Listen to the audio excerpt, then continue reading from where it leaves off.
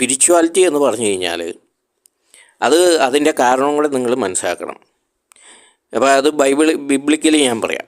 അതായത് ഈ ആത്മാക്കളുടെ എല്ലാം പ്രവർത്തന ശൈലി പൊതുവേ ഒന്ന് തന്നെയാണ്. അതിൻ്റെ ഏറ്റവും വലിയ ഉദാഹരണമാണ് ഈ മോശ ഈജിപ്തിൽ പ്രവർത്തിച്ച 10 അത്ഭുതങ്ങളെക്കുറിച്ച് പറയുന്നുണ്ട്.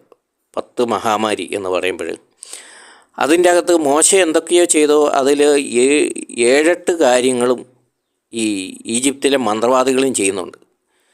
അവർക്ക് ചെയ്യാൻ പറ്റാത്ത കാര്യങ്ങളും ഉണ്ട്. അതായത് പേൻ വർദ്ധിക്കുന്നത് അങ്ങനെയുള്ള കാര്യങ്ങൾ ഈജിപ്തിലെ മന്ത്രവാദികൾക്ക് ചെയ്യാൻ പറ്റിയില്ല.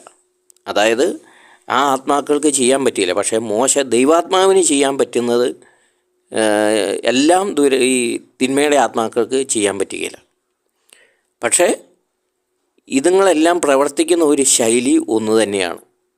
നമുക്ക് ദൈവാത്മാവ് ഏതാണ്,